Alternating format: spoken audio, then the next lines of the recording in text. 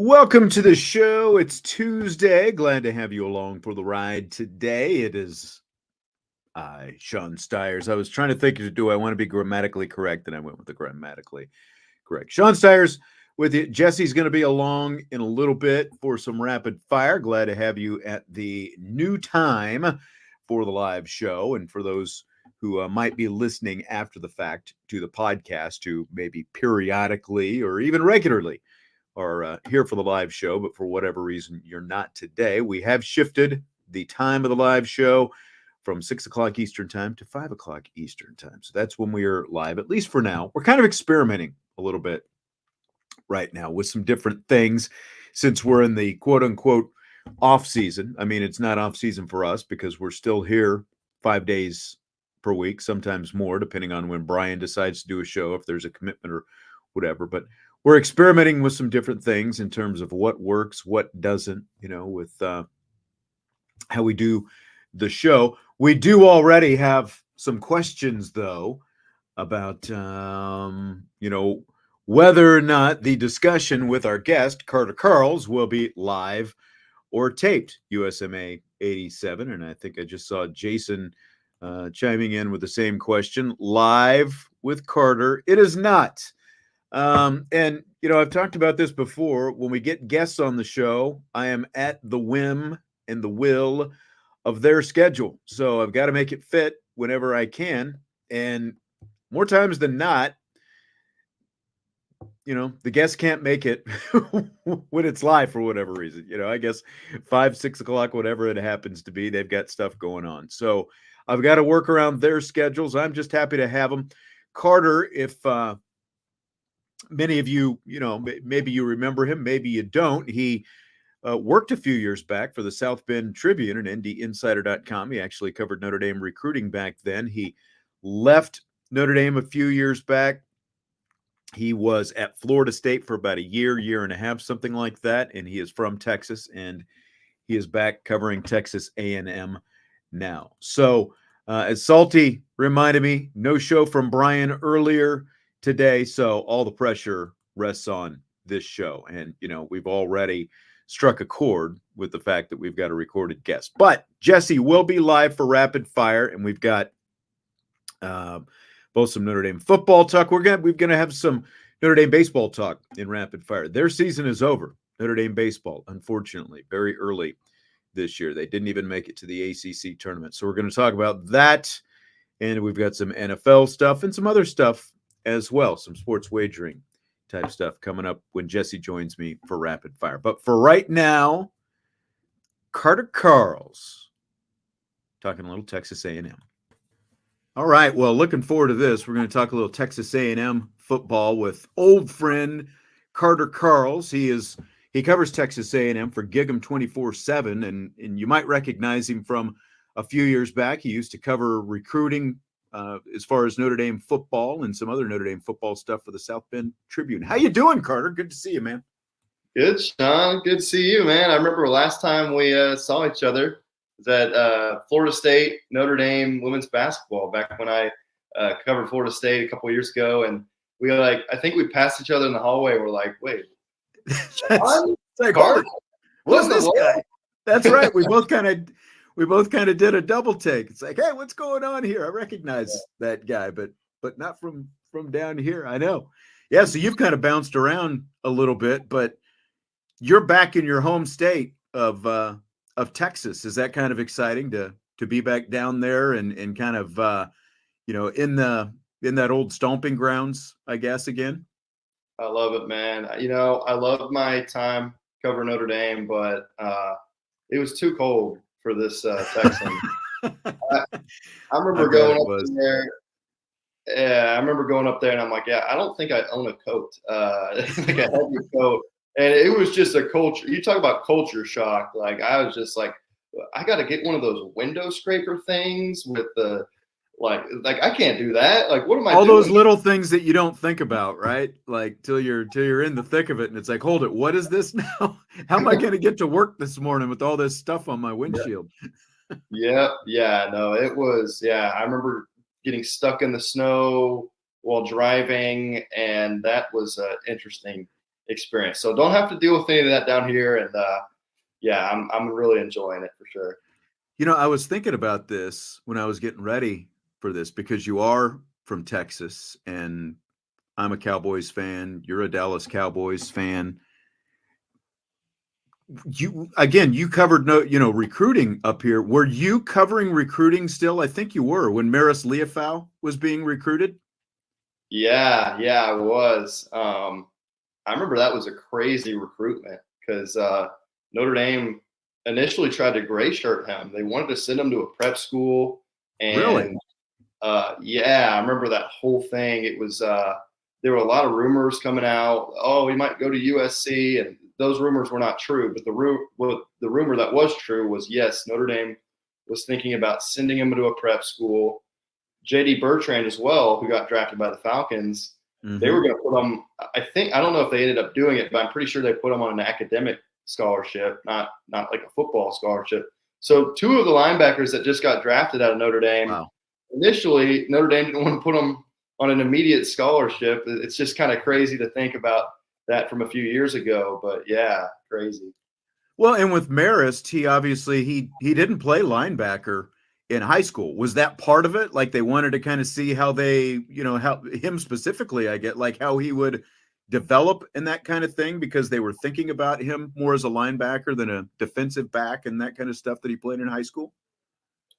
Yeah, I can't remember the exact reasoning. I remember there was like a numbers crunch at the time, and I think it was just a matter of like, who could we put off to the side? Who could you kind of stash for a little bit kind of thing? Yeah, but I mean, he was a good player in high school. It wasn't like, and he was, one of those Hawaiian kids who you could see that had a lot of potential. They had that Notre Dame Hawaiian pipeline going, and yeah, it was kind of strange because I thought this guy was good enough to play at a USC or a Notre Dame, and they're like, yeah, maybe we'll send you to a prep school, and they ultimately didn't do that because they found the space, but that was the initial plan, and it was kind of wild. And, he was. I remember that also being a fun recruitment because he was so hard to reach. Because the time, I remember doing an interview with him at like 2 a.m. in the morning. And I think I was the only reporter on the beat at the time that had like reached him for an interview. And I remember thinking, this is like a highlight of my career. Like I somehow reached. You just struck gold over the phone, and no one else has done it yet. So I remember that being a funny part of it too. The Carter Karels coup with Maris Leofau back in the day. That's awesome. Always those crazy recruiting stories. Well, I'll tell you what. Let's talk a little. Let's talk a little Texas A&M football. There's a lot obviously after a coaching change and all that kind of stuff to get to, and I thought it'd be interesting to touch base kind of after spring, after you got to see a first spring. But I am curious, like with Jimbo Fisher, they obviously felt like a few years back they hit a home run, and you were there for basically the final spring and the last at least partial season of Jimbo Fisher. Where did it ultimately go wrong for him? Down the last few years. Obviously, the wins were not coming the way he thought they would, but where did it start to and ultimately unravel, I guess, for Jimbo Fisher?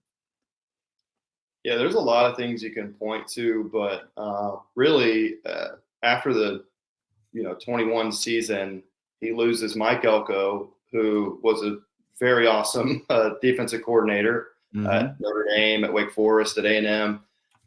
He loses Josh Henson, his O-line coach to USC, who, at the time had done an incredible job building up that offensive line. And he lost his strength coach. And you look, at the last couple of years and strength and conditioning, offensive line, and Jimbo made some pretty bad hires. He hired Steve Adazio, the former Boston College coach. And, right. I like, we could go into it, but I think he's the worst A&M assistant in a long time. Like he did a very bad job with that offensive line. And they also had a lot of injuries at quarterback. Each of the last 3 years, they lost their top 2 quarterbacks to injury during the season. So, I mean, there's a lot of things you can point to. He also didn't adapt. Like, you watch his offense, it looked like it was from the 1970s. He didn't really invest enough time into the transfer portal, didn't really make it a priority, and you saw a lot of holes in his roster all across. You know, you're looking at the cornerback position last year, and you're thinking, that guy's playing? Like, that guy's playing? I don't think that should be the case. That's the transfer they got. You know, that's sort of the deal. But, yeah, a lot of things you can point to, but really just an unwillingness to adapt and making the wrong hires and keeping on assistants that shouldn't have been there for as long as they were too.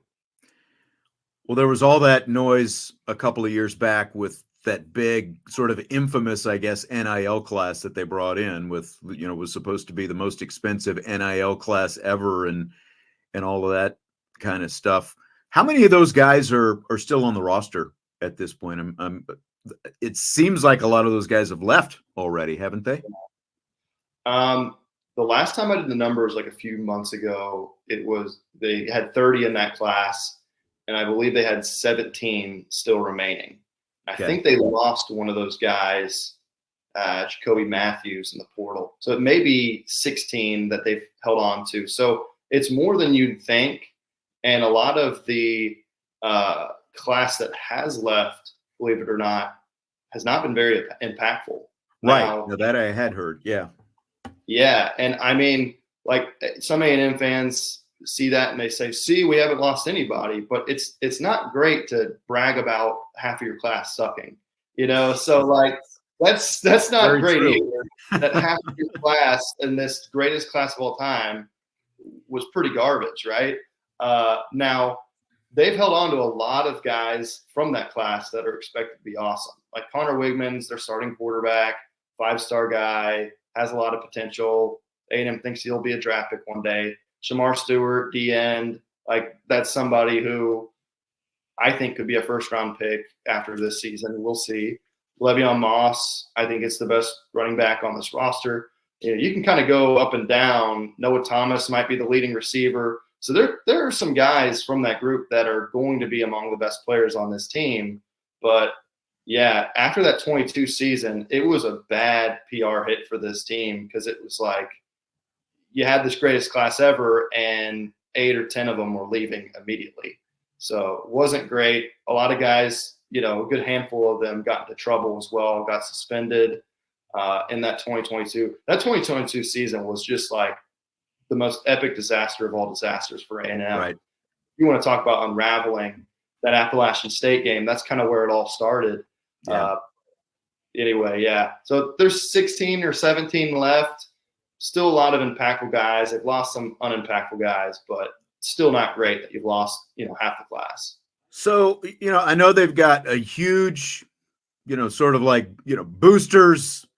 You know, it is Texas after all, and it is Texas A&M. Have they shifted?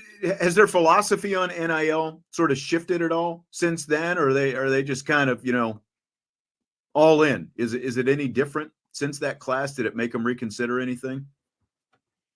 I think there's some peaks and valleys involved. I mean, I think whether it's football or an investment, you know, if you're not getting your return on your investment, you're going to be irritated, right? Like, you're going to be, hey, I just gave you this amount of money and still went 7-5, and now you're asking for more money. Like, exactly. You need to kind of show me first that you know how to spend this money before, you know, I invested more. But the thing is, at A&M, you're talking about the deepest of pockets. You're talking about, you know, 75,000 undergraduate students or whatever that number is at now. I mean, it is a rich and resourceful fan base. And I think that there is more of a focus toward it now because, you know, it's just becoming more and more like 2022. I think A&M was really good at it because it was just kind of the beginning of things. But now so many places are organized and you see bidding wars everywhere. and you have to be really smart about how you allocate things. And I just think that, as we shift toward, pretty soon going to this revenue sharing model, you're going to need to have a lot of support and a lot of resources dedicated to this stuff, because only a select few, 20 or so teams can really compete at that level, sharing revenue with their athletes. And A&M will be one of them. Notre Dame will be one of them. But yeah, it's only going to be more and more of a need to do that stuff. What's interesting at A&M, they just agreed, they got for part of the season, they've had the number one baseball team in the country, and their baseball coach, Jim Schlossnagle, has been kind of telling A&M, like, you guys better update this baseball stadium or I'm going to be pissed. Like, that's crazy, because, like watching them on TV, they've got what looks like a pretty nice baseball stadium. Yeah, I mean, they renovated it in 2012. I think the fact is, like, there's a couple things that are outdated, and their capacity is not what some of these other SEC schools are at. So, like, I see his point, and I see, hey, you get the number one team in the country. This is the best team maybe ever at A&M. Like, you can kind of get what you want, and it looks like A&M's approving an $80 million renovation, but it's just crazy, because you think about over the next several years, like, I don't know how many schools are going to be renovating stadiums, because they're going to have to be so focused on sharing their revenue. So it is a little bit of a gamble on A&M's part, but it also shows you just how deep their pockets are, that, hey, $80 million baseball renovation, cool, sounds good. That doesn't sweat us at all. We're also still going to have enough to fund NIL. So, it's kind of interesting, but just kind of shows you where they're at with things.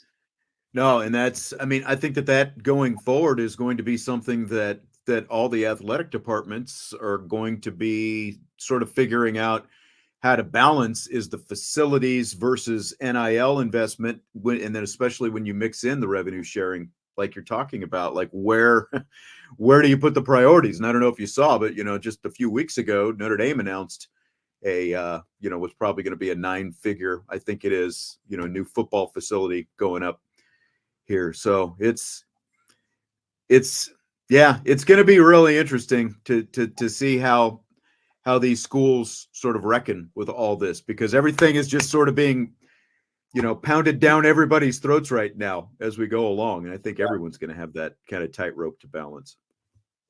Yeah. So from Texas, right? Yeah, I know. It's great. Like, it's, people, have been asked, like the whole, is it going to be a super league? All these different things. It's hard to predict what college football is going to look like 10 years from now, I think. So from Texas A&M's perspective, they bring back Mike Elko, who, of course, as you mentioned, was Jimbo Fisher's defensive coordinator for a few years down there. They bring him back from Duke. So is that is the approval rating pretty high right now after spring? What's that been like for Elko?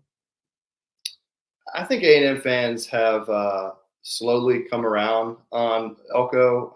I think at the time when he was hired, first of all, you're talking about a fan base that they've dealt with a lot of trauma over the years, but especially over the last couple of years, where you have the greatest recruiting class of all time. You've got finishing 4th in the country in 2020. You beat Alabama in 21. So much hype, so much hope for the future. And then it's 5-7 and 7-5, and your coach is fired. The coach that you thought was, the superhero just a few years ago. And so there's kind of this trauma of like, nothing's going right. This guy's not going to work. Like, it's going to take a real superhero to fix this. And, Elko came in. It's like, this isn't a splashy guy. This guy was the head coach at Duke for 2 seasons. That was kind of the mindset, was, okay, like, he's good. He's impressive in some ways, but this is not a Dan Lanning. This is not a Kalen DeBoer. That was kind of the mindset in A&M fans' minds. Sure. And, I think a lot of people would say, hey, slow your roll. Like, of course, like, to ask for Dan Lanning or Kalen DeBoer, it might be a little too much, but Since Elko's come in, I think he's done a really impressive job when it comes to putting out the fires that were there when he got there. I mean, you're talking about a roster that was in shambles by the time Jimbo Fisher had left. There were people 1 foot in the door of the transfer portal at every position. You just had a snake bit team that was so down on everything when it comes to this program. And Elko not only managed to keep most of the guys from last season, really only a few big losses, but he did a masterful job, I thought, in the transfer portal. Got, about 25 players from this portal class. I think this is the number 3 portal class in the country on 247 Sports, and filling a lot of the holes. I mean, I told you cornerback was a position group last year. It was like, man, who this guy is the guy they're rolling against Ole Miss? Like, oh my gosh. And then, what do you know? They throw for 400 yards on the guy. So, but they brought in an impressive group of cornerbacks, I think. And no, I don't think there's an All-American in that group, but it's a serviceable group now. And I think it kind of required miracle work to get to that point. So I think he did a great job with the transfer portal. And I think because of that, I think fans are starting to come around. They're starting to say, hey, okay, this guy may have something. The schedule in 24 is pretty favorable for A&M. They don't play Bama. They don't play Georgia. Their 4 hardest games are all at home: Notre Dame, LSU, Missouri, and Texas. And so, with the 12-team playoff, they think, hey, man, this may not be quite a rebuild. This could be a 9-3, 10-2 season where, 10-2 in the SEC West. I guess not. I don't know if it's SEC West anymore, but 10-2 in the SEC. Yeah, good question. That could get you in the playoffs. So I think there's some optimism there, but it took a little bit for A&M fans to get to that point. Interesting. So, are the general expectations that high? You think? Like this is a team that could be, because of the 12-team format and all that with the playoff. Like this is the roster is in such a place that it could, at least be an outside kind of dark horse for a playoff spot this season. Yeah, I think so. And fascinating thing. I saw DraftKings released odds for a handful of A&M's games this year. I think 7 of them, and A&M was favored in 6 of the 7. The only one was Texas. And you look at the games that weren't in that group, it was like Bowling Green, McNeese State, Mississippi State, who's terrible, South Carolina, who's terrible, right? And New Mexico State, who's terrible. So it's like, man, the Vegas people think A&M will be favored in 11 of their first 11 games and then not against Texas. Now, you can't completely go by that because, they're like 2-point favorites at home against Notre Dame. It's pretty much a coin flip. They're 3-point favorites at home against LSU. Coin flip, right? But you look at that and you say, wow, favored in 11 games. I think their over-under win total's 8.5. So I think 8 or 9 wins is what, the country is expecting. But when you look at that schedule, you say, okay, Florida, not that scary. Auburn wasn't all that great last year, and Peyton Thorne's not all that impressive. Mississippi State, South Carolina, not all that impressive. It's really those 4 games: Notre Dame, LSU, Missouri, and Texas. There'll be 4 top 25 teams, and they're all at home. And so if you split those 4 games and you're 10-2, I think that's where people think is the ceiling of this team. I see kind of a 9-3 team. I see, I see them dropping a few of those games, but I think that's if everything goes right. I think people think, hey, this could be a 10-2 team. So what would you say was A&M's biggest question going into the spring, and is it the same question coming out of the spring? Was it addressed? Did it change at all based on what you saw this spring? Yeah, I say maybe the biggest just question that's like everyone know it would eventually be answered, but just the status of Conner Weigman coming off a season-ending injury. Right.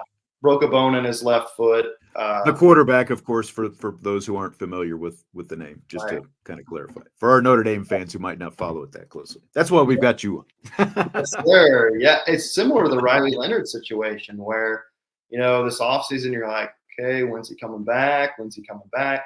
And to his credit, he played and practiced the whole spring. He played in the spring game, and he was not 100%. And he and Mike Elko will be the first one to admit that. This is someone that wasn't planning on his left foot. He wasn't running around a whole lot, but he was throwing and, he was playing, he was practicing and trying to get those reps in the new offense. But yeah, it was kind of the big question. And coming out of the spring, he still was not 100%, which you think about when he suffered the injury was last September. So it's pretty significant recovery there when you're talking about 7 or 8 months. But there's a lot of confidence that, hey, by the time preseason camp starts, he'll be totally fine. So I think it's just a matter of like, hey, will he be rusty at all? Will, throwing while being hurt, does that ruin your mechanics at all? Does it help that, hey, he practiced those 15 practices, or did it not do that much for him? And, with Notre Dame being the first team on the schedule, that's somebody where you don't want to have rust against. You're talking about one of the best defenses in the country, if not the best defense in the country that he'll be going up against. So kind of the rust factor and the chemistry with his receivers is kind of the big question that I have. But I think he's a talented guy. I think he wasn't that limited this spring for the most part. And so I think it helped that he was able to practice and learn the playbook and stuff. They brought in Colin Klein to be the offensive coordinator from Kansas State. He's a guy that Notre Dame actually talked to a couple, 2 years, I guess last year, before last spring, before they ultimately made Jared Parker the offensive coordinator. How did they kind of take to that new offense this spring? Yeah, it's still a lot of moving pieces, right? I think they kind of wanted to slowly incorporate things. They weren't going to throw everything at the guys at once. So, we didn't get a chance to see a whole lot of it. But I think the emphasis that we've seen with Colin Klein at Kansas State is, involving more tight ends, having a powerful running game, right? Pinning and pulling offensive linemen, working together as a unit. I don't want to say run first, but just the run is such a big aspect of what Colin Klein does. And, I think right now that's a bit of a question mark, this offense right now. If I were to point, I think this defense is really strong at A&M, but offensively, you kind of look across and you say, okay, they have a good receiver group, but do they have a number one guy who could have 800, 900, 1,000 yards in a season? We haven't seen it from those guys yet. Running back, it looks like it's going to be committee. I don't know if there's an elite guy from that group. Tight end, same thing, So, and then offensive line, up to, I said, like last couple of years has been a real problem. There's optimism that those position groups will be better and that, they've, worked through the transfer portal to make certain improvements, but, still a lot of new faces and still a lot of moving parts that, we don't fully have a firm grasp of, what this offense will look like and who will be kind of the strengths, because there's still a lot of newness to it. So if you're Notre Dame, especially because it's a season opener, if you're Notre Dame or a Notre Dame fan, what should you be potentially most afraid of going into this season opener? I keep joking that this game's going to be 9-6. It might be. Because, I think A&M's offense has a lot of questions. I think Notre Dame's offense has a lot of questions. And then I think Notre Dame's defense is incredible. And I think A&M's defense is pretty dang good. I don't know if they're quite on Notre Dame's level, but they could be, depending on, a couple players. But I got to point out the defensive line of A&M versus Notre Dame's offensive line. That would be my biggest concern if I was a Notre Dame fan. I'm not as knowledgeable as you guys up there, but just knowing that you lost Blake Fisher and Joe Alt, and you've got a lot of guys that you're going to be playing that, are not as proven there. And then you're going up against a defensive line where every starter is going to be a draft pick, right? Like Nick Scorton, I think he's good enough. The Purdue transfer that A&M got this offseason, I think he's good enough to be a top 10 pick in the 2025 draft. He led the Big Ten in sacks last year, and he was incredibly dominant in spring practice. I thought he was the best player on the team. Shamar Stewart, former 5-star recruit from that 2022 class, he's stepping into a starting role. And what he showed at points last season, I mean, this is another guy I think could be a first-round pick. Then you got Shamar Turner, who was a second-team All-SEC guy last year, who, move into defensive tackle from DN. So there's questions about, hey, can he be, the run-stopping force in there? But we've seen what he can do off the edge. We've just seen how talented of a player he is, having 6 sacks last season. DJ Hicks, then the other D tackle, he was a 4- and 5-star recruit who's, young, but certainly shows the talent. Then they just have a ton of depth. I mean, that D line, what was so crazy about that 2022 class was they had like 8 5-star defensive linemen or something, or maybe it was like 8 top 100 defensive linemen. I mean, it was like insane. I remember the joke at the time was, hey, Jimbo, you know that only 4 defensive linemen can play on the field at once. We're going to see how that shakes out. But, yeah, a lot of talent up there and questions for Notre Dame up front. Again, 9-6. I'm calling it now is the final. Could be.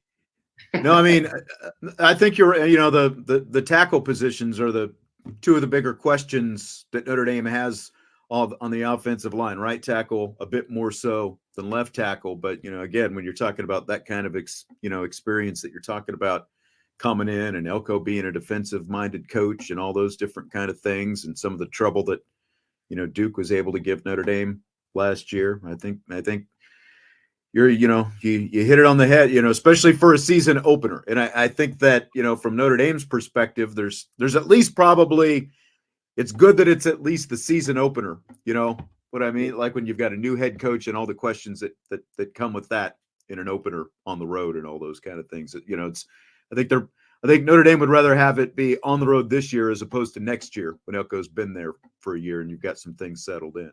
So I guess we will see. Exactly. So what about this?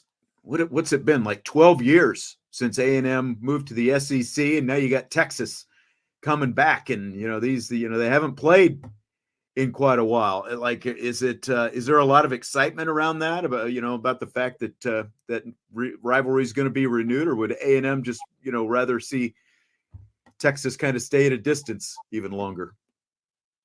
Yeah, I think if you asked the average A&M fan before they joined the SEC, I mean, A&M wanted to get away from Texas and the Longhorn Network and the gravitational pull that they had with every team in their conference. And so A&M benefited and enjoyed getting away from them, creating their own identity. The SEC was their own thing that they came up with, and they, decided to join, right?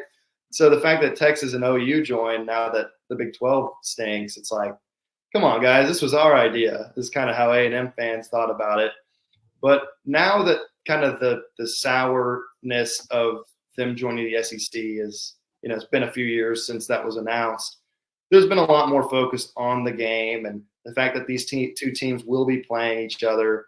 And I mean, I'm telling you, just the fact, like, this is such a rare thing. I mean, imagine if Ohio State and Michigan didn't play for 12 years and then played I mean, it's just crazy. Yeah. And when you grow up in the state of Texas, this is the rivalry. Like, you can talk about Texas and OU too, but like, this is the rivalry that people talk about. And with this game in particular, you're talking about a high stakes game. A&M could be coming into this game 10-1 or 9-2, and they have to win this game to get into a playoff spot. Texas could be undefeated, or maybe they're 10-1. I think they played Michigan, and I think they played Georgia. I might be wrong on that, but so they may be vying for a playoff spot too. And so, it's going to be a high stakes game that it could be a playoff game in and of itself. So, I mean, you're talking about not just a rivalry, not just talking about 12 years since the last game, 13 years actually, but maybe a playoff game. I mean, that's pretty exciting for sure. I think, I said this last year, it kind of in anticipation of all these different schools shifting conferences this year. College football seismic change. Especially like with USC and Oregon and Washington going to the Big Ten, obviously, and now Texas and Oklahoma to the SEC. If nothing else, I think the TV content is going to get a lot better with a lot of these new matchups that we're going to get. It's going to be pretty entertaining on Saturdays to see some of these new matchups week in and week out. Yeah, my only concern was some of the rivalries going away, right? Like Washington State, like they're not going to be playing each other. Yeah, exactly. Oregon State, like there's some things in there that's like, man, that stinks, but that's what makes this so exciting about A&M and Texas being back is, you're seeing some of those rivalries go away. Now, yeah, you're right. Like seeing Washington play Ohio State and Oregon, I think Ohio State's one of the first games of the season, I think, but sounds right. That's going to be awesome. Like I know. Texas, Georgia, sign me up. I'm ready for that. So like there's good, there's bad, but ultimately Texas, Georgia, Oregon, Ohio State. That's going to be awesome for the sport. And of course, Notre Dame, Texas A&M in August. Is it an air conditioned press box down there? Is it open air? Like what's it like down there? It is. Here's the one warning I have for any Notre Dame media coming to the press box. So before, trying to think of the sequence of it, I think it's when A&M runs out the field. There's a song that A&M plays called the Aggie War Hymn, where it's basically a song trash talking Texas. So you want to talk about rival, Saul Varsity's horns off is kind of the main line in there. So during the song, when they get to a certain point of the song, everyone will sway back and forth. They'll go left and right, and everyone's got their arms around each other doing it.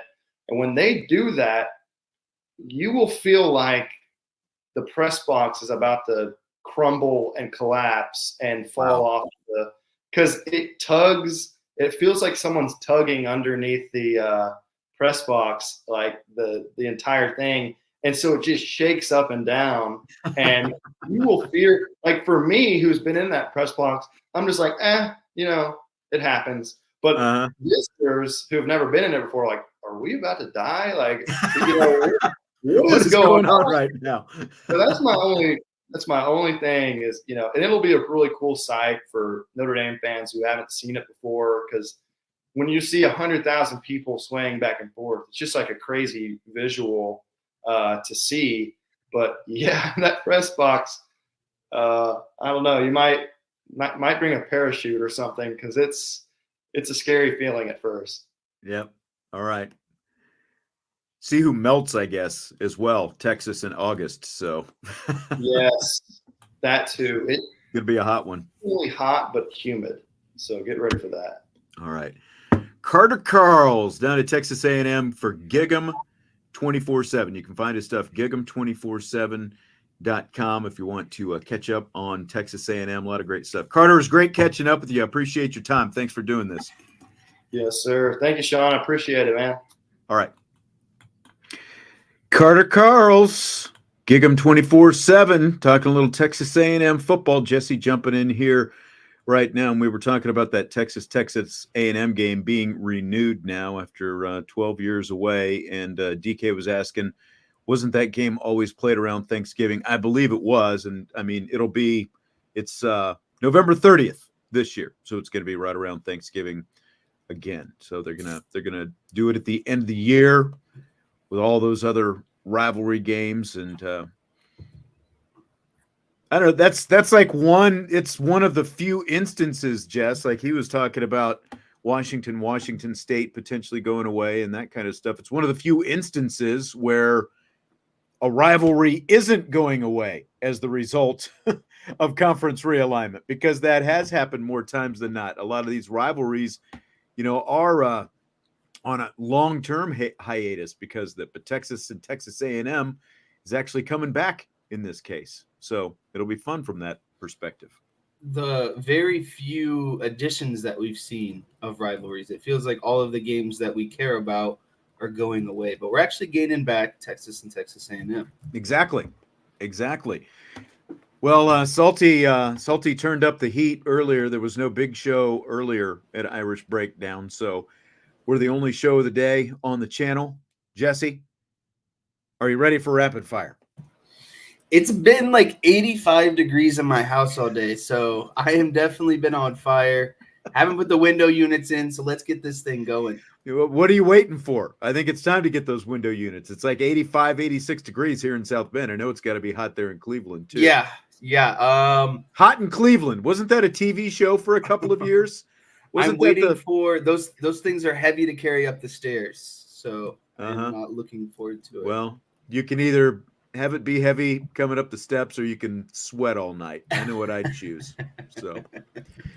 So Riley Leonard currently has plus 2,000 odds on FanDuel to win the Heisman Trophy, and Notre Dame has plus 2,200 odds to win the national championship. You had to put $100 on one of those two. Which one would you choose? I would actually go with Notre Dame winning the national championship, just because I think if Riley Leonard plays at a Heisman level, you could argue that they probably make a run at the national championship.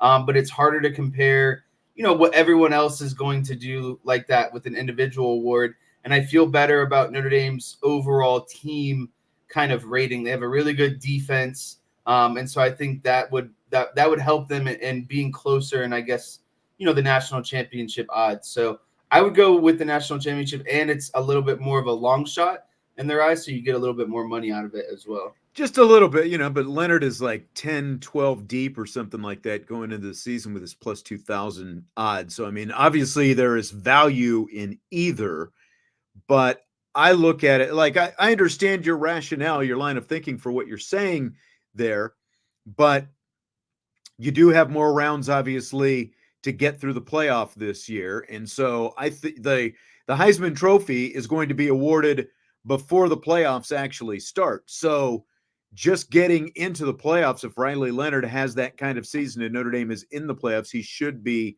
in the thick of it. He should at least be talked about as a finalist in that kind of thing. So I would go with Riley Leonard and the Heisman Trophy. That's the way I would go, because his play would get them to the playoffs. And then once you're in the playoffs, again, the Heisman stuff is already going to be in the rear view mirror. So kind of because of what you're saying, you're still getting really good odds at plus 2,000. So I would go with Leonard and the Heisman Trophy before I would go Notre Dame in the national championship. I see your rationale there because you have more hoops to jump through to get there. Yeah, it's a longer, instead of, potentially, like the Heisman is basically a 12-week award, and national championship is like a 15, 16-week award. So exactly.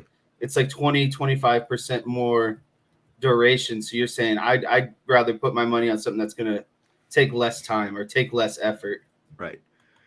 And so Joe is asking all the finalists are in the playoffs. I mean, not necessarily, but the odds are. I mean, look at how the Heisman typically breaks out and who the finalists end up being. There's a very great chance that, one, if you're the quarterback of one of the elite teams in the country, and two, you're one of the elite teams in the country, there's a very good chance that if you're a playoff team, you're going to have a Heisman Trophy finalist, basically. The odds of those two things typically go hand in hand, the way the Heisman Trophy has been awarded.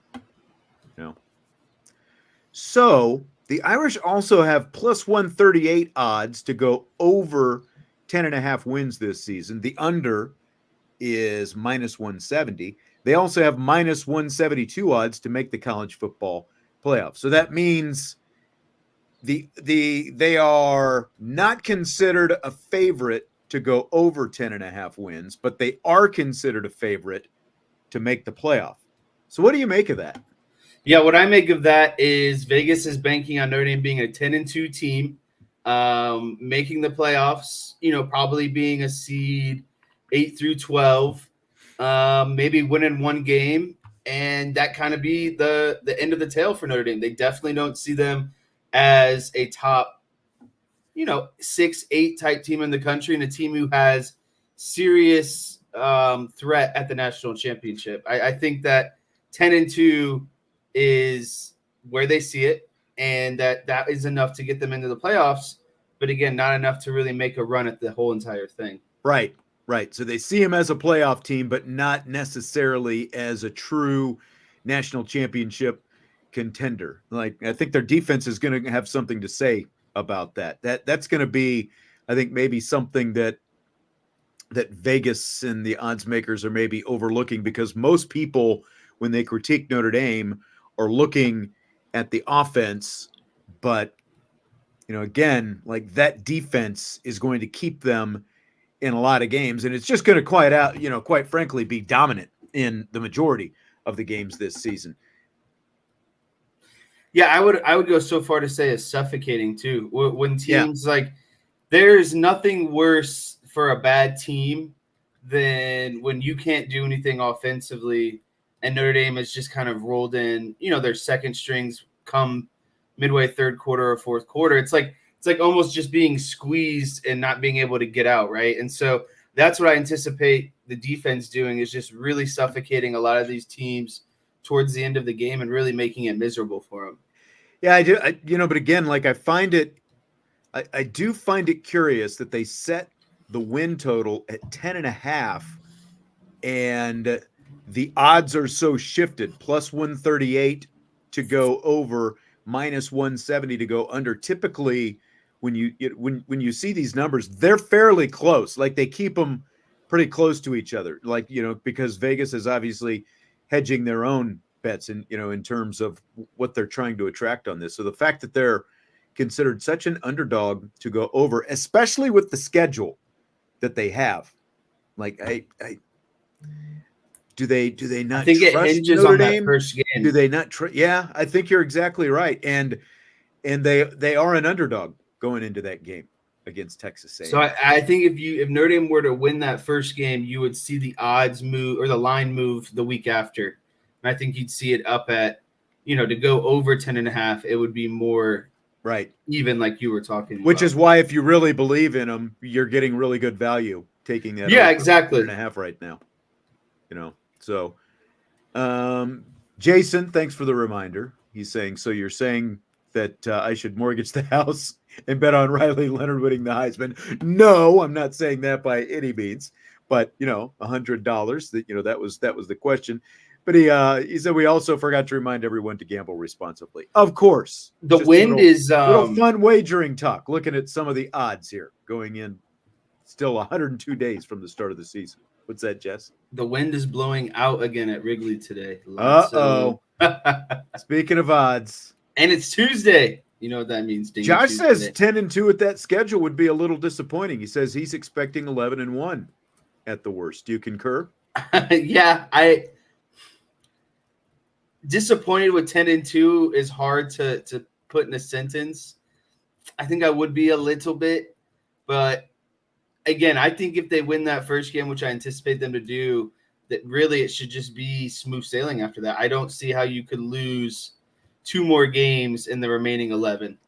I would agree with that as well. And look, just talked to Carter Karels to start off the show, the Texas A&M insider, and he's got a lot of faith in Texas A&M's defense, but the offense is the biggest question mark. Now, there are question marks on Notre Dame's offense, but not to the extent that Texas A&M has, because, like, it's starting with the fact that you're going to have a healthy Riley Leonard going into the season, or at least we're assuming, at least going into the season, he's going to be healthy. Really the biggest question with Riley Leonard is the health, but like, if you look quarterback to quarterback, if you start off with that comparison, Notre Dame head and shoulders is going to have the better quarterback going into that game, whether Texas A&M, whether their strength is defense or not. So I've got a lot more faith in what Notre Dame is going to put on the field, road game or not, going into that season opener. So I agree. I think you could see a big shift. Now, here's a question from the Champions Lounge that came in too late for us to use on the We In, We Out show last week. he says the heat does end up playing a role in College Station, but it actually helps the Irish more as the position depth for Notre Dame is superior, and coaches use an effective player rotation during the game to give guys time to cool off. We in or we out on that, Jesse? Yeah, I'm going to say we in on this because I think especially on the defensive side of the ball, one of the things that Notre Dame has been really good at is developing depth, especially along kind of the more, what I would say, laborious positions. Like you have a lot of depth at defensive line, so you can rotate fresh bodies out. And I think that's important because you don't really see offensive linemen rotate out. And so Notre Dame's defensive linemen can stay fresh against what you would consider more stale offensive linemen for Texas A&M. And they're going to do the same thing, but I have more confidence in Notre Dame's depth at defensive line than I do Texas A&M's. And really, I think Notre Dame has a good amount of depth at linebacker and in the secondary as well. I think if Benjamin Morrison is healthy, that definitely adds, more depth to the secondary as well. And then when you look at the offensive side of the ball, I think Notre Dame has shown that they have a lot of, wide receivers that are available to rotate in and out. So I think that's going to be important to keep fresh legs. And then, at tight end as well, those guys, there is still a lot of depth at the tight end position. So again, guys who are running consistent routes, we know they have good depth at running back. So I am definitely actually in on this. I think you're going to see Notre Dame be a little bit more of the fresher team. It's just a matter of can they, simulate that heat, because it is different. It's a different type of heat, and you would hope that they get some sort of practice and some sort of preparation with the nutrition team of, hey, this is the kind of liquids we want you guys to start getting in you, start a, type of vitamins. Pumping some up. I would be pumping them full of IV fluids, I think, early in the week.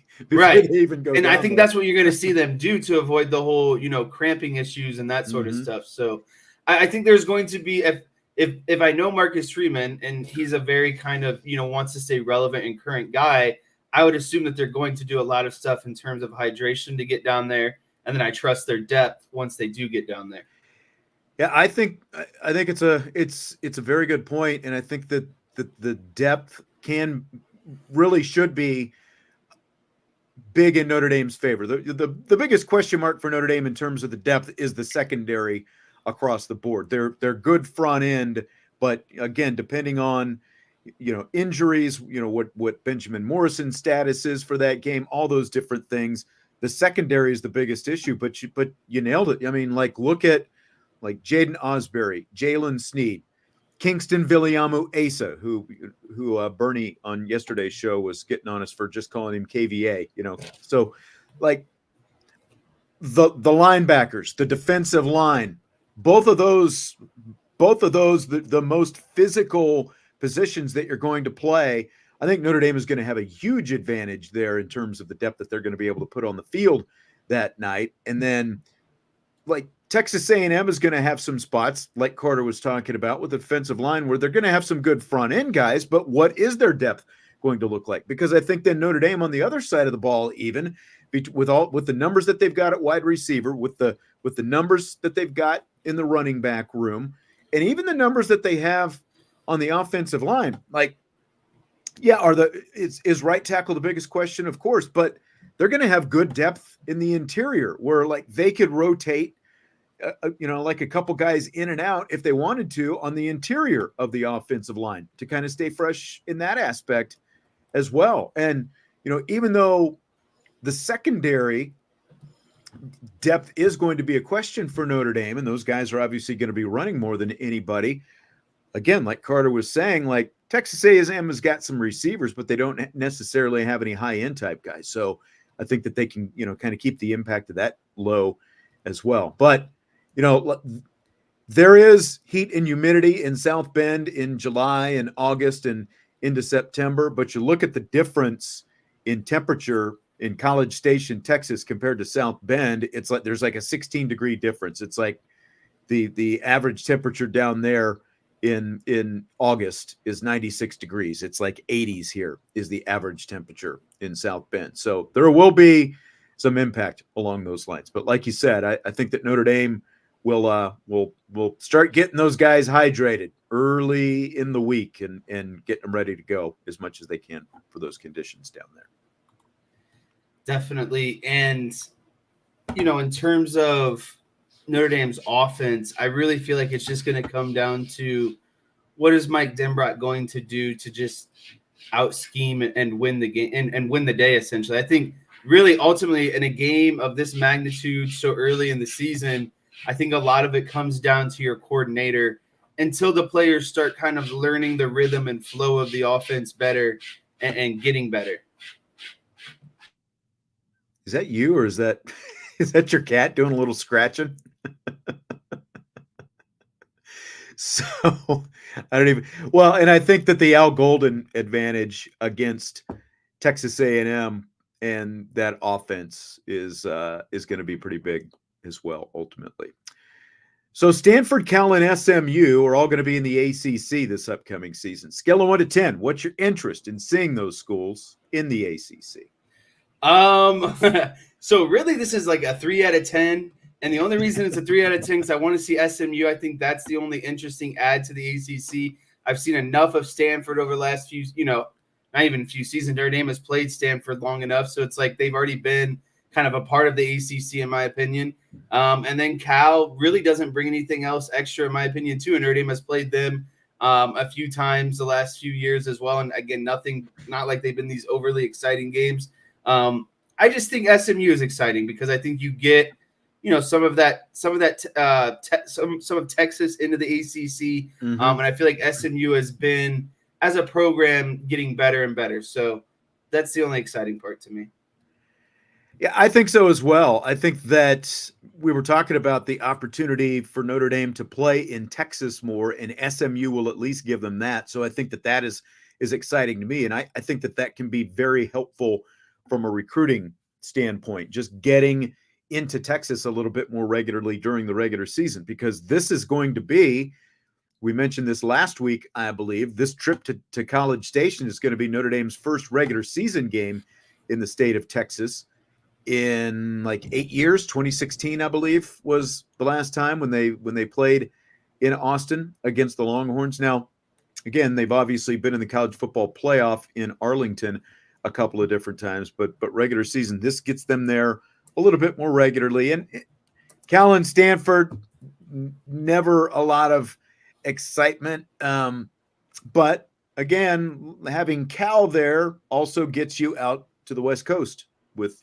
a little bit an extra time to the West Coast every now and then as well, as you're already going out there Thanksgiving weekend every other year to, whether it's USC or Stanford. So my excitement level is about the same as yours. It's probably a 3 or a 4, but just the fact that they'll be in Texas, I think that is nice. And getting out to California, again, at least a little bit more often by adding Cal, I think that'll be good as well.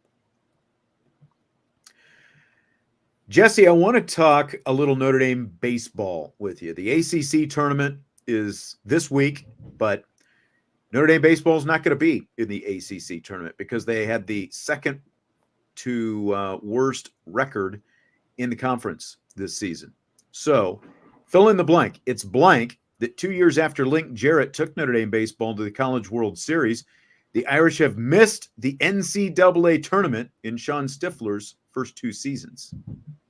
Yeah, I'm going to have to go with, it's unfortunate because, Notre Dame baseball is a hard sport to, I feel like, consistently be really good at Notre Dame. And so you have to kind of cherish, the pockets of excellence, I guess you should say. But it's you look at, Stifler's record, he's still an above 500 coach the last 2 seasons. I think he was like 6 or 7 games above 500 his first year and around 2 games over 500 this year. And when Link Jarrett left, there was a lot of roster turnover. So I don't know if you would expect them to kind of continue on the success that they've had. But isn't that why you recruit? Like he does have at least a recruiting class under his belt, right? Right. And again, I just feel like it's really hard, when you're transitioning coach, roster, and that sort of success to continue on.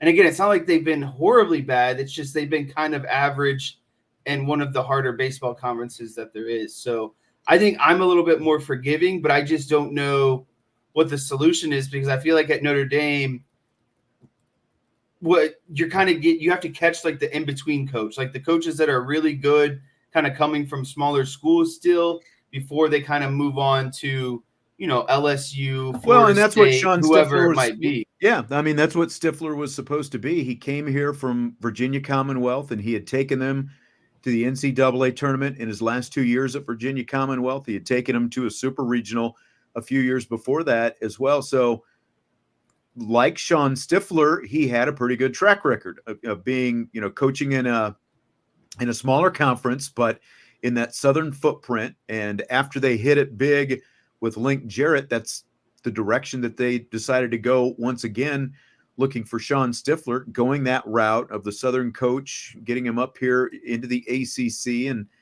at Notre Dame kind of trying to copy that blueprint. It's just crazy to me because, like, not quite 2 years ago, the first thing we did on this show, IB Nation Sports Talk, was the day after Notre Dame beat Tennessee to win the Super Regional and go to the College World Series for the first time in 20 years. That was the first show that we had. And then we went out there and we spent the opening weekend at the College World Series covering the team out there in Omaha. It was like, it's great. The program is back. They're on top of the world now. We knew that there was a shelf life to it because we pretty much knew that with Link Jarrett in the Florida State job being open, we knew he was gone. We knew he was going to end up back down there. But, the bar ended up being set pretty high for an incoming coach. But they've gone from elite to not just average. They fell back to average last year. And they flirted with getting in the NCAA tournament, but they kind of faltered down the stretch. But they're far below average right now with what they put out there on the field this season after, just 2 years removed from being at the pinnacle. And the fact that they not only are going to miss the NCAA tournament, they missed the ACC tournament. They were 9-21 in the ACC this season. They got swept 6 times in ACC series this season. And that 9-21 mark ties the worst ACC record they have ever had since joining the conference. And the last time they did it was their first year in the conference in 2014. So it's beyond disappointing, I think, to see where they are just 2 years removed from being, again, in the College World Series at the pinnacle. And look, no one's asking them to get Notre Dame to the College World Series every year. It's just get to the NCAA tournament. That's really the bar. Just can you be in the NCAA tournament? And they fell obviously very, very short of that this year. Yeah, I feel like if you're at Notre Dame and the resources that you have, like basically being a team that makes the NCAA tournament every year really shouldn't be that too much to ask. Like, again, you're not asking for a team to make a deep run, but you're asking for a team to at least make it and have a shot at a run type situation. I think Notre Dame should consistently be that team. And if they're not making it, they're just barely missing it type situation. Like a down year should kind of be like, one of the first 4 or 8 teams out type situation. And so, there's no excuse if you're Notre Dame because of, what you've established outside of baseball. Like that still goes, the national brand. And, it's not like Notre Dame has made College World Series appearances in the last, 20 to 25 years, 2 of them. And so it's not like they're not going at all. No. And I mean, they've only, that's the crazy thing. Paul Maneri's last season was 2006. Since 2006, they've been to the NCAA tournament 3 times after he had taken them nearly every year that he was the head coach at Notre Dame. Now again, there's a difference when you're playing in the ACC compared to, he was playing in the old Big East and all that kind of stuff. But I have to, look, I said this when I had Paul on 2 years ago. Again, one of the first things that we did, we had Paul on and we talked about Link Jarrett and the success that he had and stuff like that.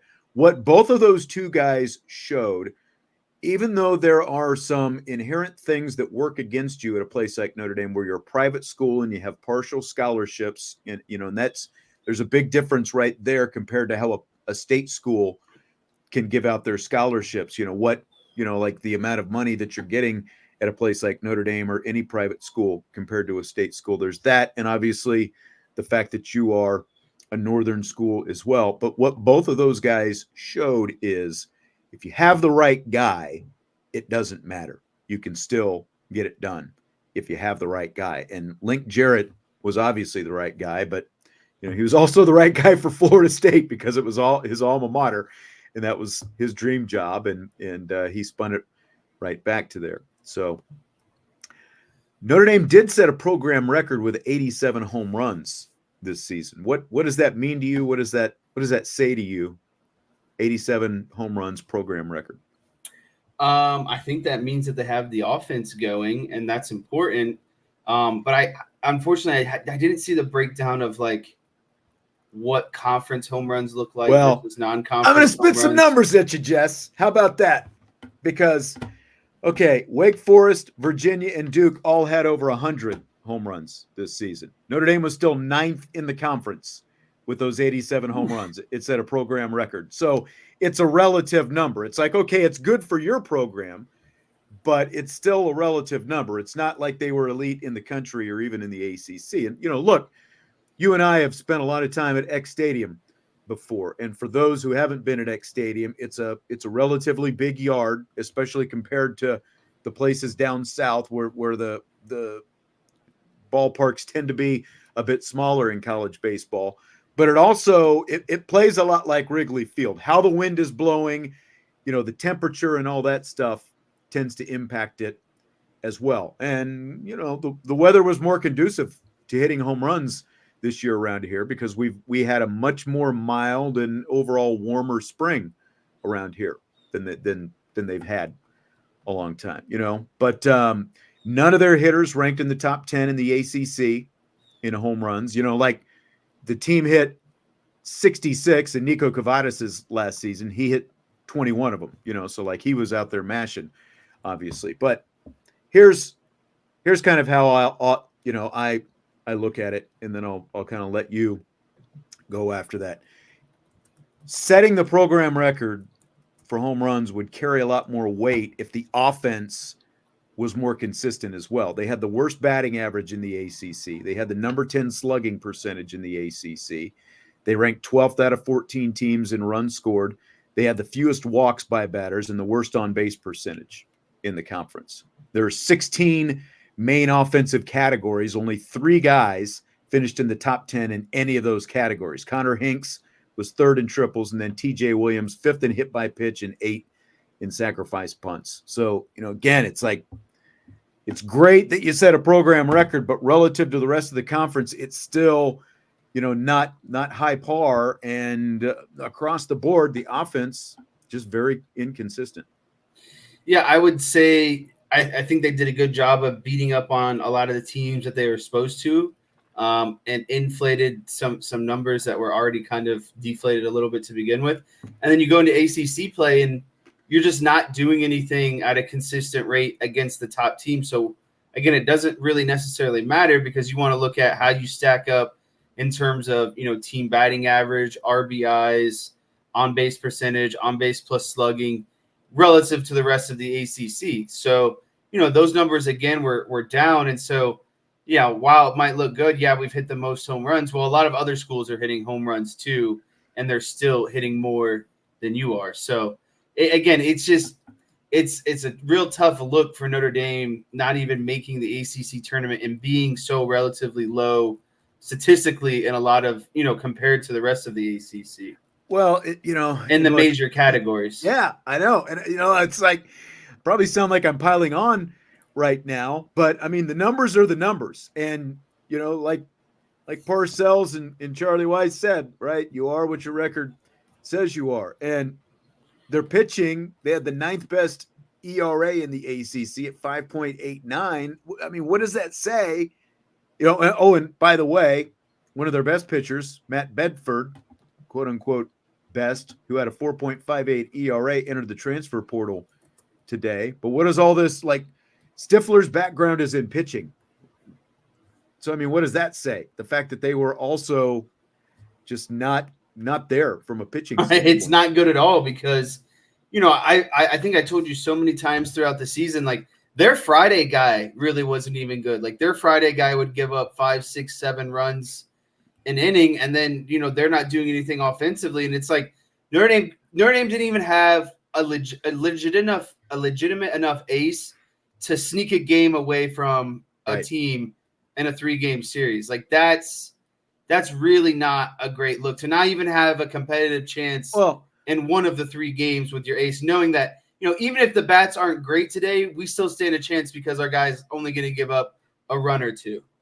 Their top 2 pitchers combined for 115 innings this season, 47 walks, and 79 strikeouts. Like those are your top 2 guys at the front of your rotation, that they ended up. Like there's no that's a lot of contact. That's a lot of balls in play. Now, to their credit, they did have a really good fielding team, but you're fielding a lot of balls when you're not striking out that many guys. When your top 2 guys are striking out 79 guys in 115 innings. I mean, like your front of the rotation guys should be, like at least I would say within 10 strikeouts of the innings pitched that they have. I always like to see a 1-to-1 ratio. Yeah, I mean 1-to-1 means you're probably going to be in the running for for all conference or something like that. But again, like even if you're a little bit above average, if you're within at least 10 strikeouts of your innings pitched, that's much more, like you can live with that, I guess is what I'm saying. But there are some issues there as well, and like, so I guess my big picture question is, should Stifler be on the hot seat heading into season 3? This is a question that I've seen floated out there before. After 2 years, they've gone from 500 in the ACC in his first year to 9-21 this year and swept 6 times. Should he be on the hot seat going into his 3rd season? Yeah, I feel like year 3 is a make or break, no matter the sport. I think that year 1 is kind of your rebuilding, and then year 2 is kind of rebuilding on that foundation. And then year 3 is kind of where you have to make your move, right? Because it is the accumulation of everything that you've kind of promised in the first 2 seasons. And I think that he should be on the hot seat if they really do not perform well again in the ACC. If they can be, a 500 and above, basically win the series against the teams that they're supposed to, and be, kind of at least in a rubber match on Sunday with some of the top, teams in the ACC. I think that could get him out. And again, making the tournament definitely helps his case. But what Notre Dame can't do here is have the lull that they experienced between Maneri and Link Jarrett. I just don't think you can have that amount of downtime again, considering you are Notre Dame. And it's very well documented that with the right coach, you can get it done. So I don't think that there's as much time to waste in this cycle. And so I do believe if he doesn't perform well in the ACC, there's no reason of kind of, swallowing your pride a little bit and saying we need to move on to the next person. No, I agree, because, and that's what I'm saying, again, like this is a non-revenue sport. So I realize there's a difference in the way it's going to be approached. And that's pretty much how they approached it for a long time between Schrag and Aoki. I do think Aoki was a better coach, and there were some things that he did really well. I mean, Link Jarrett kept Chuck Ristano, who was Aoki's pitching coach, and things worked out pretty well there. So there were some good things about Aoki, and maybe that's what bought him more time. That and going to the NCAA tournament at least once definitely helped as well, compared to Schrag was never good. Like he had a chance his first couple of years, and they just backslid at the end of the season both years. But you're right. Like I'm not trying to advocate for the guy's job, but at the same time, again, like you just had a guy who showed that you can get it done. So to me, there have to be far fewer excuses right now than some of the excuses that, a lot of us were, who followed Notre Dame baseball for a long time, maybe we're kind of flinging out there during those Schrag Aoki years where, like it is hard to win here, and the academics and the, the North and all these different things. There needs to be some pretty vast improvement next year. Like at a very minimum, they need to be in the ACC tournament and competing for an at-large NCAA tournament spot a year from now. Otherwise, you have, again, you've killed any positive momentum that you got from going to the College World Series just 2 years ago. Agreed. All right, Jess. Well, we spent some time talking about baseball. Let's move on. Fill in the blank. HBO's in-season edition of Hard Knocks is going to be different this year. It's blank that instead of following just one team, they're going to follow 4 teams from an entire division. This is for the in-season edition of the show. I think it's fun. I think it's great because it adds so much more variety, to the show. And I was starting to think, like, does it really matter because of the rivalries? Maybe not as much, because I doubt a lot of teams are like, they're not producing this stuff with the idea that these guys are going to be talking crap about each other throughout the various different shows. I just think it kind of shows I think what it'll do better is kind of show the hierarchy of teams and divisions and kind of where they are, right? Because you have teams who are more so in the rebuilding type situations. You have teams who are maybe more so in the middle that think they're on the brink of maybe competing for, the division or a wild card spot. And then you have the top dog, the team that is, the favorite, and, they would be like the Chiefs of a division essentially. So I think it's definitely more fun because you get to see more content and insight into more teams, which as a fan is really good. Yeah, it's going to be like, I thought that last year's in-season that they did with the Dolphins was really good. And a lot of that had to do with Mike McDaniel, the Dolphins head coach. Like he was kind of fun to listen to, I guess. He's an interesting guy, just like the way he talks and the way he does things and all those different kind of things.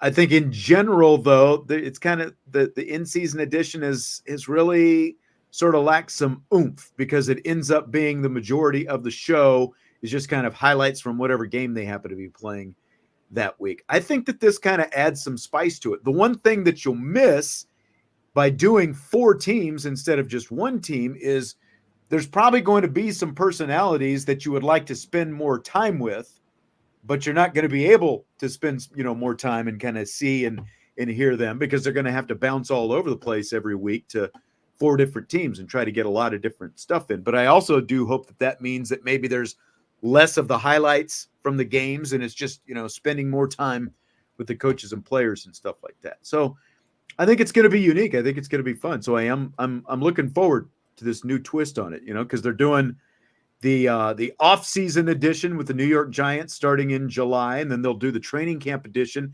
They haven't announced who that's going to be yet, and then they'll do a full division, 4 different teams that they'll do basically from November through the end of the season. So I do think that it will be fun. It will be interesting. And they'll be guaranteed at least one playoff team because, you're not guaranteed, like the Dolphins were in contention and then they kind of ended up crashing and burning themselves toward the end of last season. So which division would you like to see them follow since they're going to do a full division? I think it would come down to the NFC North or the AFC North to me. I'd like to see NFC North or AFC North. Is that what you said? Yeah, I'd like to see the Bears rebuild with Caleb Williams. Obviously, the Lions are an exciting team. The Packers with Jordan Love. I think they surprised a lot of people last year. And then obviously the rebuild in Minnesota with J.J. McCarthy. So, I think that's a fun division to follow. And then the AFC North between the Ravens, the Bengals, the Browns, and the Steelers. It's just one of the better I thought was probably one of the best football conferences last year. And so to be able to see, Joe Burrow, Lamar Jackson, what they're going to do in Pittsburgh at quarterback. Can Deshaun Watson bounce back and have a full healthy season? I think that's a really exciting, division to watch. NFC North was one of mine as well. And what's funny is when I went through and kind of pulled up, all the divisions and kind of looked at them. It's amazing. They've been doing Hard Knocks for like 20 years. It's amazing how few teams have actually ever done Hard Knocks even once so far. There are a lot of teams that haven't been in there. And when you look at the NFC North, the Lions are the only team in that division that's ever done a Hard Knocks before. The Bears have managed to not have to do one. The Packers have never done one, and the Vikings have never done one. So I think that would be a really interesting division. And then, when some of the storylines that you talked about right now, they obviously just did the Lions last year, so I don't know how much that would change it. But the storyline with Williams, the storyline with J.J. McCarthy in Minnesota, and then you've got some good rivalries in there. My other one, like the AFC North was one that I thought of because a lot of the stuff that you were talking about. I think the AFC West would be very interesting as well. You have 2 new head coaches out there. You've got Harbaugh coming back. Obviously, that's going to be a big storyline. You've got Antonio Pierce with the Raiders. Of course, you've got Sean Payton, not a first-year guy with the Broncos, but still Sean Payton out there in Denver. And, of course, you got Patrick Mahomes and then the whole Kelsey Swift circus, that would come with the Chiefs as well, and they are the 2-time defending champions. So I think that there would be a lot of interest and a lot of good stuff that could come out of that as well if they did the AFC West. Couple of questions about Notre Dame baseball. Tommy got a couple of them in. He asked, didn't the baseball team start out on fire? They did. They did really well. But, some of the teams that they were playing, I think that you can factor that in there. They did. They swept Rice to start the season, and I think maybe you kind of opened some eyes there. But then they lost 2 out of 3 to Florida International. They bounced back with a sweep of Tennessee Tech, but again, it's Tennessee Tech. And then really when ACC play started against Virginia Tech, it was downhill right there. And then Tommy also asked, how is there not a standard baseball field size yet? There is in softball, and I don't like it. I like the fact that every ballpark is unique with the kind of dimensions and stuff that you have. What do you think? Yeah, I like that not every baseball field is a cookie cutter. I think it makes it more of like a unique experience. Yep. Concur. So the plot to the movie Back to the Future 2 features one of the main characters getting a sports almanac from the future and then using it at an earlier point in time to win sports bets. So my first question to you, Jess, would you feel bad if you won bets when you already know the outcome of the games? I've thought about this before, and I think I would use it for once, and then I would feel pretty guilty after that. I think if you gave me like one ticket, that's all I need. I'd make it super random, like $10 on like a 10-leg home run parlay or something. And then I just call it a day after that. I wouldn't come. So you would just make back. Like one crazy wager where the odds are all jacked up and win like $10 million on this one crazy wager. And I call it good. Burn the book and never use it again. Yeah, I would retire instantly. You'd never see me sports gamble again. But wouldn't it be so tempting to keep going back when you know? Yeah, but then that's like the ultimate test of greed, in my opinion. Like, you already got let off once. Why keep coming back? It's just it'd be like an unlimited ATM if you think about it. You could just keep getting money and money and money and money. I know. I guess maybe I would if I would keep doing it if it meant like I was donating it to more people or more. You know what I mean? Like, because what would I keep doing with all that millions of dollars? So like, okay, then I'll donate it to a children's hospital this time, or I'll make sure that that money is going towards a very good cause. Yeah, you would go 50-50. Yeah, that's the way to do it, right? Make yourself feel good. But wouldn't like if time travel was readily available, like at some point, wouldn't the book become sort of like obsolete? Wouldn't like butterfly effect and all that different kind of stuff? Wouldn't like outcomes start changing potentially anyway? Oh, because you're messing up the timeline. Right. I thought about that too. Yeah. How many bets would you have to throw to avoid suspicion if you were going to keep using the book? I think you have to do something that's not like you can't get caught in a trend, right? Like you can't say I'm gonna win 1, lose 5, win 1, lose. Like you got to make it very sporadic, right? Because the more trendy you are, the easier the algorithms and the really smart people are going to catch on. It's almost like it'd almost be like in comparison to me, kind of like money laundering. You'd have to find a way. No, but seriously, you'd have to find a way. Like you can't be like, okay, every Tuesday I'm gonna win or every Thursday I'm gonna lose. Like you just have to find a way to randomly generate you have to mix when it you're up. gonna win. Yeah. But I mean, you have to you would also have to wager at least some considerable, not that you're going to, just throw, I guess if you win $10 million, like with your first wager, you got to be willing to lose like a $50,000 bet. Right. Exactly. You've got to know that you're going to take a considerable loss at some point to keep people off your back, to make it look good. Right. Like the other thing is, again, we're just kind of having fun with this, with the Back to the Future thing. Like when that the movie was made in the 1980s, so sports wagering wasn't even legal at that point. You could basically go to Las Vegas to a sports book or find your neighborhood bookie, so like your neighborhood bookie, I think, is a lot less forgiving than the sports apps would be today in terms of some of that stuff, right? Like, right.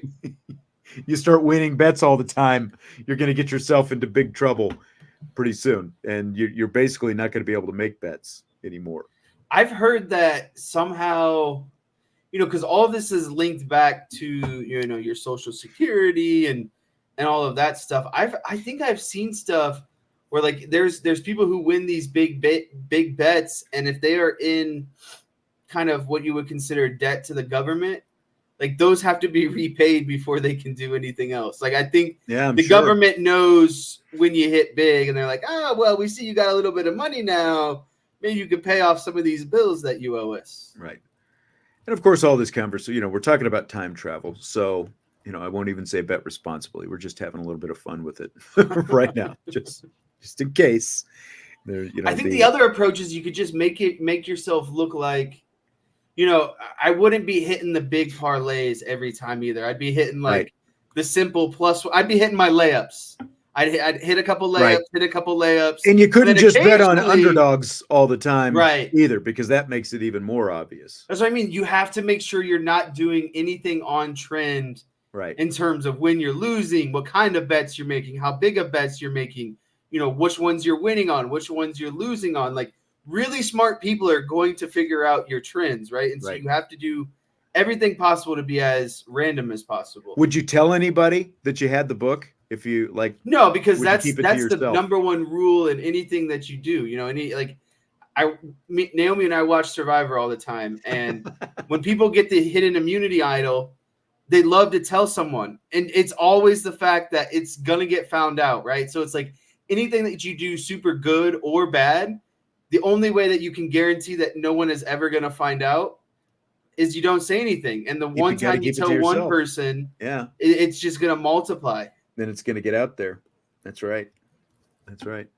And there was like a thing in the movie where like Biff is watching the game with his son or something like that. And he's like, oh, I bet this game's going to end up, and he names a specific score, so of course he ends up, telling the kid that he's got the book, and, things start changing after that. The other thing is, like, if you were going from this point right now and going into the future to get the almanac, would there even be an almanac? Like, everything's probably just going to be on the web at that point, right? Are they even going to make sports almanacs? That's true. You couldn't even probably get just on a flash drive somewhere. Yeah, that's true. That's true. That's how you'd have to do it, I guess. All right. Well, that's going to do it for today's show. Again, don't forget, in case you joined us late, we are coming on at an earlier time now. We're starting at 5 o'clock Eastern time instead of the old 6 o'clock Eastern time. Again, we're experimenting a little bit, kind of seeing how things go with that. May or may not end up being the permanent time, but at least for right now, that's what we're doing. 5 o'clock Eastern time is when we start, and we will be back tomorrow at 5 o'clock as well. So until then, Have a great one. Jess, enjoyed it as always. Good to talk to you. I will talk to you again soon. Adios, my friends. I'll talk to everybody else tomorrow on IB Nation Sports Talk. Thanks for joining us.